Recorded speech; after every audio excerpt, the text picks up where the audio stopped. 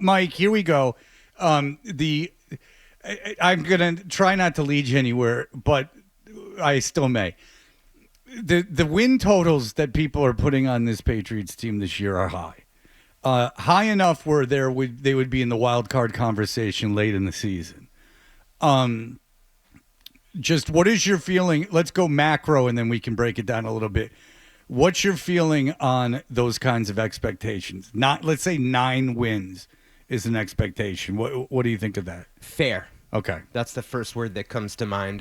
I do think the schedule gives them a chance, Fred. Like, they got a chance to start fast with 3 of their first 4 at home. And I think if you were to say, what are the hardest games on their schedule? Baltimore, Buffalo, Cincinnati, maybe. Like, those are later in the year other than the week 5 at Buffalo, right? Because you're playing Buffalo twice. So I think combination of personnel improvements, schedule, coaching, I think they got a chance. Okay, so to me, there's a tremendous amount of pressure on Drake Maye. And this is my thinking, is that last year he proved he had the mental acuity to be an NFL quarterback. He could handle it. He has all the physical attributes you'd want in an NFL quarterback. This year, though, if they are to win 9 games, he can't make many mistakes. If you're going to win 9 games, you got to be a pretty consistent quarterback. That's a big leap. That seems like people are almost certain that that's going to happen. And you know the area, if there's a couple games in a row where he throws late interception or he's off, and I don't think this is going to bother him from what I've gleaned from other people about him, but the attitude on Drake Maye could change fast. Is there more pressure on him this year than last year? Oh, I think absolutely more pressure on Drake this year than last year. And I think you hit on a good point, Fred, when I think back to what we watched in the spring and how Drake and Josh McDaniels, the returning offensive coordinator, worked together. 2 things stood out to me. Number one, Drake, by the end of the spring, felt like he was, I think his words, hitting a stride, because it is a change in a new system. And I think the second part that I observed is that Josh is trying to impart on Drake the saying, and I think Peyton Manning used to say it, you never go broke taking a profit. And that was like one of the greatest things I thought Brady would do over the years. Hey, Kevin Falk's there in the flat, just throw it to him. Like, don't always wait for the biggest play. And I think that leads to some of those mistakes you're talking about. And the turnover numbers need to come down. I think 9 wins is a lot to ask for this team. I think that there are a lot of people, a lot of 30-somethings and younger that get caught up in, okay, we're back to winning now. All the problems are over. Look at Drake Maye. He's going to be spectacular. You guys just detailed it. But the people in front of him, there are a lot of questions. Garrett Bradbury was let go by the Vikings for a reason. Yeah. He graded out as one of the worst centers in the National Football League. He's the starter for you. And I don't care where Will Campbell was drafted, to expect him to hit the ground running and be a big, physical, dominant left tackle is also a lot to ask. Because that is, Mike, hard to ask a left tackle in the NFL to be very, very good their rookie years. Or am I wrong there? No, you're right. And I think 2 things. One, just back to Drake. I mean, he's still very young. Let's not forget that. Yeah, we are going to see mistakes. Exactly. Yeah. Okay? Oh, yeah, sure. And that doesn't mean – and my point is, if he makes mistakes, they don't win 9 games. That doesn't mean Drake Maye is a bad quarterback. It means he's still growing in getting used to the speed of the game and in catching up. Go ahead. And you also, it's a function of not only the offensive line, the receivers are better, but not particularly great. I mean, no one really knows what Stefon Diggs is going to be, but he's not going to be a 110 catch, 15 touchdown guy. And he's your best guy coming off a major injury. All I'm saying is I look at 9 wins and I think, wow, that's a lot to ask considering they've coming off back-to-back 4-win seasons. I think 6, maybe 7 is much more fair for this team and not to expect much more than that. So my thought is I wouldn't expect 9, but I think it's possible based on the pieces. And going back to Fred's point about the offensive line, left tackle, to me a good comparison point here is 2001. If we were to go back, they draft Matt Light in the second round, similar to Will Campbell in that there were questions about the physical stature, the arm length. We went through all that in the spring. So you can do it, right, with a good offensive system, gets the ball out fast, protect the offensive lineman. But, John, to your point, the same questions we've had about the offensive line the last 2-3 years, I am still asking the same question. I don't think they've snapped your fingers and solved it. That's still TBD based on what we see here in camp and how it unfolds. And going back to like the jumping off point where you're looking at the schedule and you see where the tough games are. And this is something that we've been talking about, since before the schedule came out. Any team that you circle as a winnable game for the Patriots, that other team is thinking the exact same thing. Yeah. So if you're, whether it's Vegas or Miami with the issues that they're going through right now, and it's Carolina or New Orleans, whatever, all those teams are thinking the exact same thing, whether it's home or away. Like, oh, Patriots, well, okay, we'll get a win there. They're just kind of banking on that. Even with their new coach, who else do they have? What are they? You were dealing with a second-year quarterback, Drake Maye, who we think might be good, but looking at him last year, other than just how he looked, taking snaps and being in the huddle, he didn't do much to I guess create all this confidence. And there is a lot of confidence. People like him. They like the way he looks. He looks like he's going to be an NFL quarterback. But you can't base it on anything other than how you feel. Because if you just do it on the results and what actually happened last year, no. Every other team, I think, is right to be looking at the Patriots as a win on their schedule. Let me ask you guys this, and I'll be quick on it. If I were to go through the first 4 games and tell you what, if I were to predict the wins, losses, challenge me on this. Like, I think they should beat the Raiders at home in the home opener, 1-0.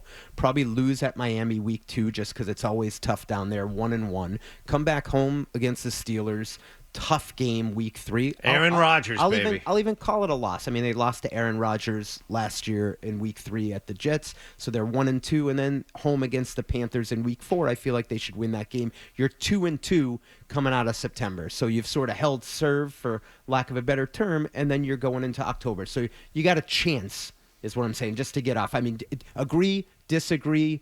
Because if we're talking about getting to that 9 number, John, you got to start somewhere, and you want to start in September. That's fair. It's certainly fair. It's certainly It's plausible that they win 2 of those first 4 games in whatever way. Because I mean, the Raiders are a different team now, and I'm not sure that's a win, but I'm not sure. And I know they have trouble in Miami, but I'm not sure that's a loss. Yeah. I'm not sure the Steelers are a loss. So, there you could look at the schedule and certainly see that. And if I'm a Patriot fan, what I basically want is come late November, early December, you're in the conversation. That's all. Is that the season's not over in early December, and that's fun. So that's really all you can ask for as a fan. Look, it would be great if they made the playoffs. It's a building block, right? They're not Washington. I mean, I don't think they're going to go and beat the number 1 seed in the AFC, like it'd be that Kansas City or Buffalo or whoever, in the first round of the playoffs, or their second round of the playoffs.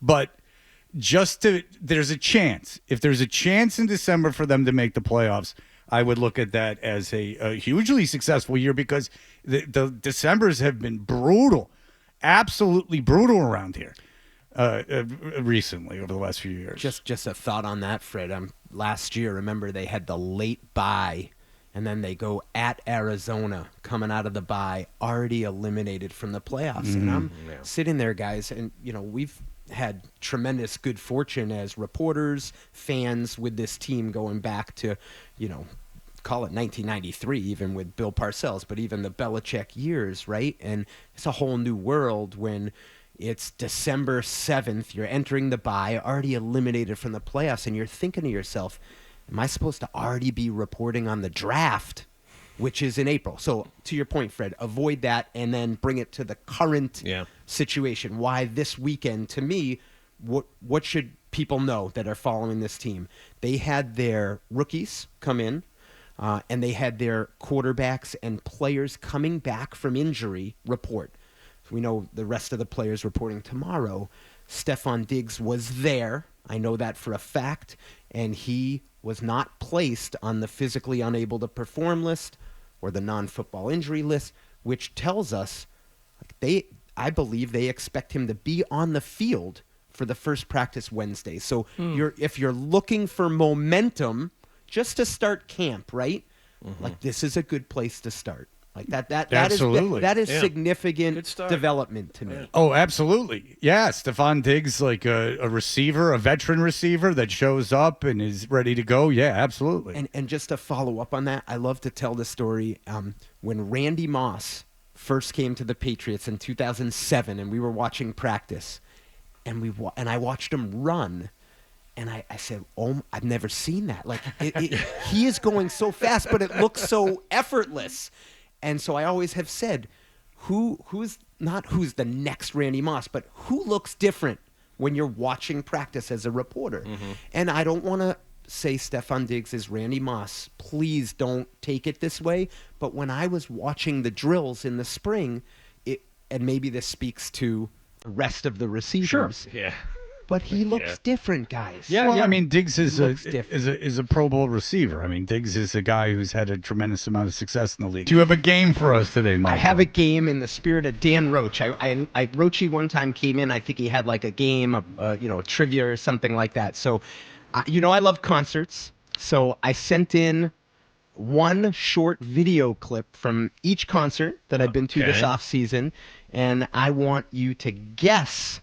Great game. The name of either the song or the band, and we'll see who comes out with the I most think we points at need the to, end. I think in order to claim a point, you have to come up with an artist and title. Okay. All right. Because he goes to some very obscure shows. I know. Yeah.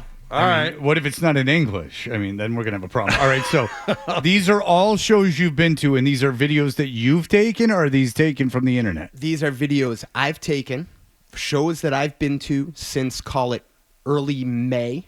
Oh, and, wow. And that song we Goodness. just heard coming in was Miles Smith, which was not part of the game, but we just put it in as the lead-in. That was at House of Blues in May, and I just put it in there because I wanted you to know, even though my favorite shows are the ones that take me back to the 80s, like that's a younger guy. So, All so I right. can mix it up. Interesting. I'm gonna do a little Final Jeopardy trick right now. Sometimes they'll just announce the every time they announce the category and then go to break, I try and come up with the answer, not knowing the question. I'm writing down right now, level 42, something about you. Oh, I love it, Artie. Even though that's one of the great pop songs ever written, that band live now. I mean, the guy was not pleasant to look at back in the day. I It's just- Got to be 75 by now? I'm putting that down as a preemptive answer, but let's see. All right. Let's see if I'm All right. Here we go. Here is the first concert that our man Michael Reiss went to. Oh, Come on. that's easy. We all got it? Yeah. Wait, it sounds so good. How many surviving members, Mike, if you had to Was that fit Kelly Keegy? That was Kelly Keegy. Wow. Nailed it. Yeah. And Jack Blades, lead singer. Okay. And what I loved about, so that was down at Foxwoods. Great. Oh, by the way, we should probably tell people what the song was for those. Sister Christian Okay. by Night Ranger, yes. That was fun. I was next to someone front row, had the Night Ranger tattoo on the wait, arm. Did they also have something around their ankle to make sure that they were being honored? 1 point each. Well done, All gentlemen. right, here we go. All right. We move on.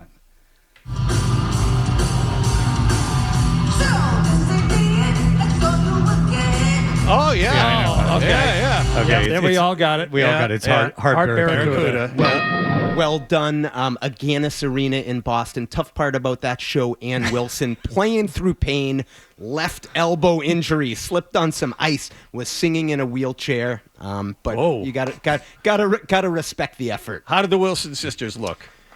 Nancy was on the guitar, was like moving around. It was hard to be Healthy? honest, John. Robust? Yeah. Yes. What? Yes.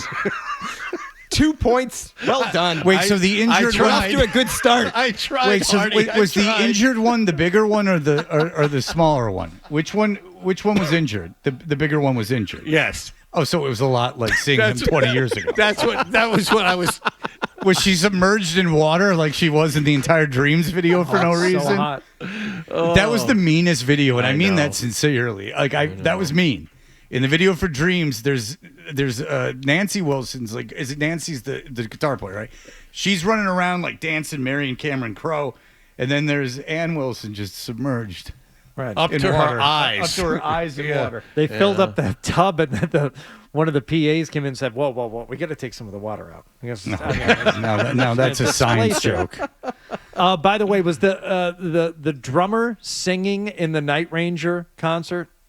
Kelly Keegi. Okay, Yeah, so yeah. he's still Still does it. He's still behind the kit and Yes. singing. There you Okay, go. because eventually Well Phil done. Collins came out from behind the kit. He's Phil like, Collins, I saw him. It was very sad. he He had had like to a- sit at a table out in Yeah, front. It was Yeah. similar to the heart. Yeah, degenerative thing happening. Yeah. With Phil Collins. Okay, all right, we're all doing it. Oh, I got it. Oh, I got know it. the song.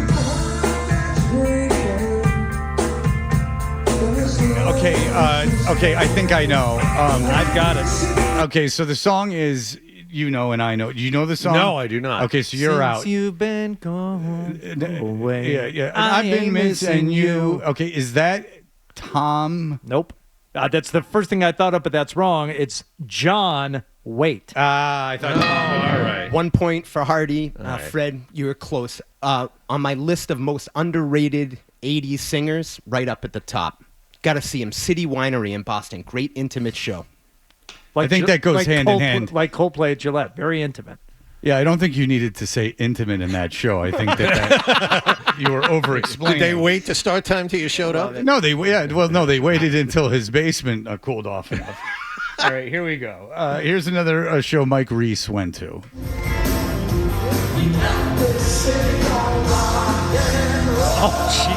You saw these guys? All right, we all know the song, and so I take it it's Starship. It's Yeah, Starship. We built this city. They're actually in concert at the Loon later this summer. Oh yeah, we're supposed to promote that. They Yeah. want us to promote that. Go ahead. So actually, there's two Jefferson Starships. This was up at the Cabot in Beverly. I wanted to see the theater. That's part of the reason I went. I had never been there. One of the originals, David Freiberg. He's 86 years old. Like, just tip your cap. I can't wait. This is game it a is so Frankie fun. Valley thing where he's kind of talking and he looks animatronic? I mean, no. I mean, he was. I couldn't believe it. Is that promiscuous woman still in it? No, her Grace name's Slick. No, Grace Slick. Catherine Richardson. It has been 17 years. I mean, but and I will say, Fred, sold out. Wait, Grace The Slick Cabot, is dead? Sold out.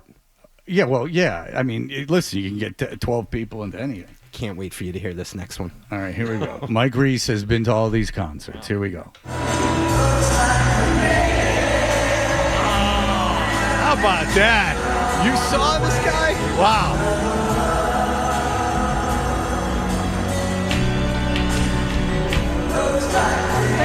Now, there were chairs, or are you standing during this? This was TD. First of all, Barry Manilow. Barry Manilow. Okay. Yeah. TD Garden sold out.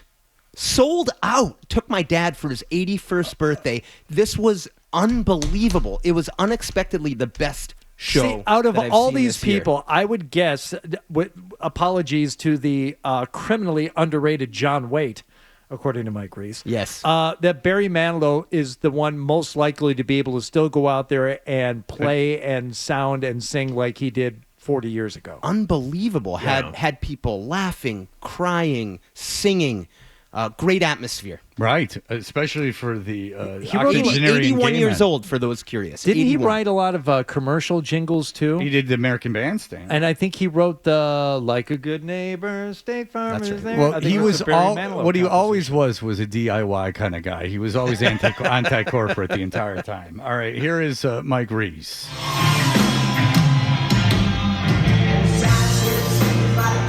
Yeah, All right, Hardy. that is Tesla, Yes. and that is Signs. Yes, well done. How about that turn? Barry Manilow to Tesla. Who does that? All right. Mike Reiss does that. Hampton Beach. Wow. Hampton Beach, general admission ticket, $50. Wait in line a couple hours before you're right up on the couple of rail. hours? I was with. I didn't know anyone. I was by myself. Made friends. Great night. Security up there was fantastic. Yeah, you we needed needed them. them. Yeah, we you needed them. Great night.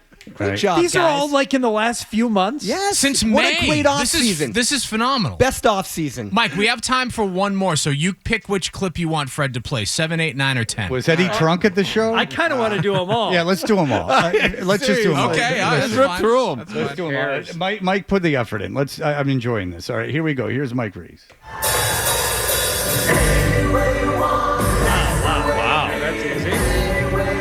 And he sounds just like Steve Perry, Yeah, right? this is so, Journey isn't touring. This was a tribute band, Voyage. Actually has some Boston roots. And even the replacement singer. and This did is a well. replacement Did band. well, and went with my 13-year-old son. We sing it all the time. It was great family, and my father-in-law. That was in Worcester. And at he the wanted Hanover to go. Theater. My son wanted to go. It was great. It was family with my father-in-law. So Let's drive out to Worcester to see a cover band. Cover band. they're great. Okay. If you like Journey, go see him. Voyage. All right, so I won't be going. All right, so here we go.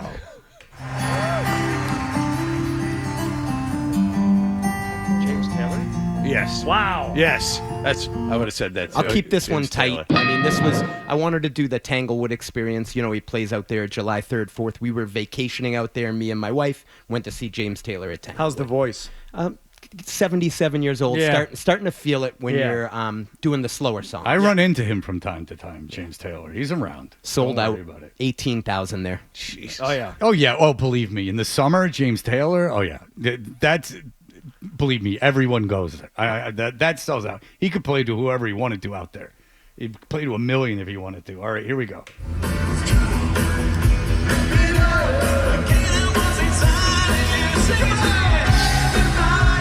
Oh my Oh, God! no way. No way!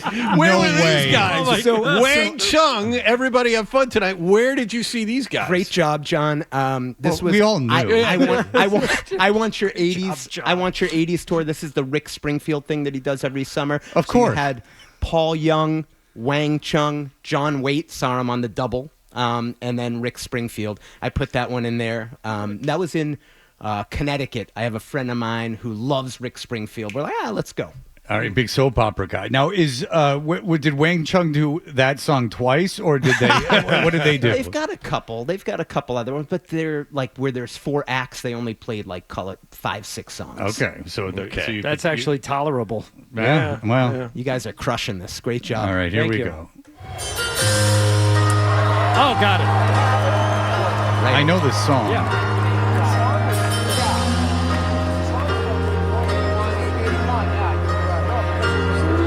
Tell the guy next to you, to knock it off.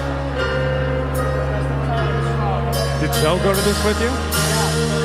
Oh, all right. I got it. Oh, I know it now too. I finally got it. It took me that long. Yeah, it's REO Speedwagon, Yes. and okay. That was this past weekend. It's believe it or not, they can't use the name. It's the Kevin Cronin band, but it's REO Oh. Speedwagon without the name. They've like a lot of those 80s bands, they have a little dispute, you know, so they can't use the name. But that was at Mansfield. He was opening for Styx. Have And- you ever heard our Crash Clark interview with Kevin Cronin? No. Oh, you wouldn't like it. Oh no, he would like it because Crash was a huge fan of the band and then felt slighted by them backstage one time, so he confronted Kevin Cronin. We can play that for you the next time you're in. Please, someone make a note.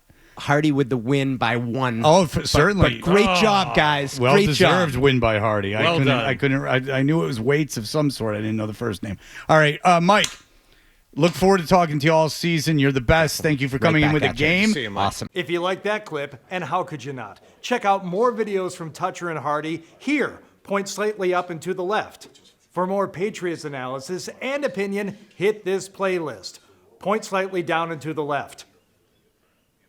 And for the latest from the Sports Hub, download at 985thesportshub.com.